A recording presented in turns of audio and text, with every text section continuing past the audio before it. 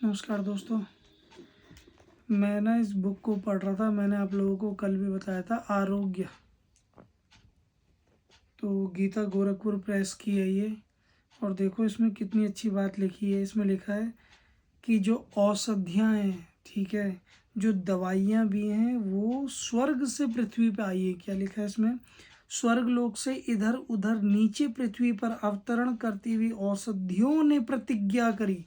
आपने नहीं करी, मनुष्य ने, औषधियों ने प्रतिज्ञा करी कि जिस पुरुष को उसके जीवन की अवधि में हम स्वीकार करेंगी वह कभी विनष्ट नहीं होगा, यानी वो कभी नहीं मर सकता। ठीक है, उसकी प्राणेंद्रियां हमेशा काम करेंगी। क्या लिखा है? या औषधि ही सोमरागी वही सत विचक्षण तासा त्वया मया हुतम मारम कामया ही हृदये।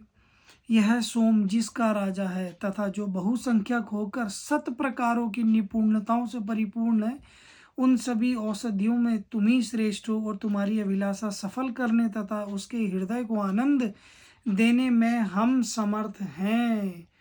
ठीक है, यह सोम जिनका राजा है। बाद में बताऊंगा सोमरस होता क्या था।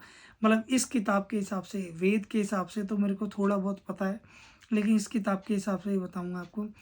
या औषधि सोमरागी विशिष्टतः पृथ्वी मनु बृहस्पति प्रसूता अश्ये समदत वीर्यम। देखो हर जगह वीर्य का प्रयोग हुआ है और मजा आ रहा है। मतलब यह सोम जिनका राजा है। फिर आप सुनो, तथा जो औषधियाँ पृथ्वी के पृष्ठ भाग पर इधर उधर बिखरी पड़ी हैं, यानी ऐसे गिर रखी हैं, घास पे गिरी हैं, मैदान पे गिरी हैं, तथा तुम सभी बृहस्पति की आज्ञा हो जाने पर मेरे हाथ में ली गई औषधियों को अपना अपना वीर्य समर्पित करो। यानी जो बेस्ट औषधि होती हैं, मतलब ये लाइन ना बहुत समझने वाली लाइन है कि इधर उधर बिखरी पड़ी हैं तथा बृहस्पति की आज्ञा, यानी बुद्धि के देवता बृहस्पति हैं, बृहस्पति की आज्ञा होने पर मेरे हाथ में ली गई, यानी मैंने पेड़ से टहनी तोड़ी, मेरे हाथ में ली गई। हे औषधियों, अपना अपना वीर्य समर्पित करो, यानी अपना अपना सामर्थ्य परिपूर्ण जो आपके अंदर है वो हमको समर्पित करो। इसके आगे माँ वो रिश्ता खनितः यस्मे चाहम खनामिवा द्विपच्य तुष्य दस्माकम सर्वमस्तत्व नारुतम। भूमि के उदर में से, पृथ्वी के अंदर में से तुम्हें खोदकर निकालने वाला मैं, और जिसके लिए तुम्हें खोदकर निकालता हूँ वह रुगण पुरुष, यानी जो बीमार पुरुष है। जिसके लिए निकाल रहा है? जो बीमार पुरुष है। क्या निकाल रहा है? औषधि निकाल रहा है। इन दोनों को किसी प्रकार का उपद्रव ना हो, कोई हानि ना हो, उसी प्रकार हमें द्विपाद तथा चतुष्पाद, 2 पैरों से चलने वाले, 4 पैरों से चलने वाले प्राणी तथा अन्य जीव जो और भी हैं, वे सभी तुम्हारी कृपा से निरोगी रहें। ये औषधियों के लिए व्यक्ति बोल रहा है। और आई कहाँ से? स्वर्ग लोक से हैं।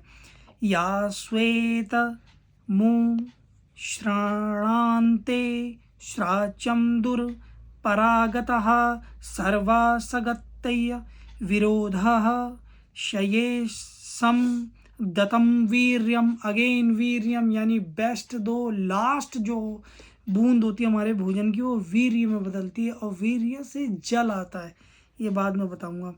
हे औषधि लताओं, तुम में से जो मेरा यह वचन सुन रही है और जो यहाँ से दूर अनंत और अंतर पर अपने अपने कार्य के निमित्त गई है, वे सभी और तुम एकत्र सम्मिलित होकर मेरे हाथ में ली हुई औषधियों को अपना अपना वीर्य समर्पित करो। औषध्यः स्वयं वदन्ते सोमेन सह राज्ञा यस्मे कृणोति ब्रह्मण सयतम राजनम पार्यामसि। अपना राजा जो सोम है, यानी औषधियों का राजा सोम है। ये तो वेद में मैंने पहले भी पढ़ा हुआ था। अपना राजा जो सोम, उसके पास सभी औषधियाँ सहमत होकर प्रतिज्ञा करती हैं।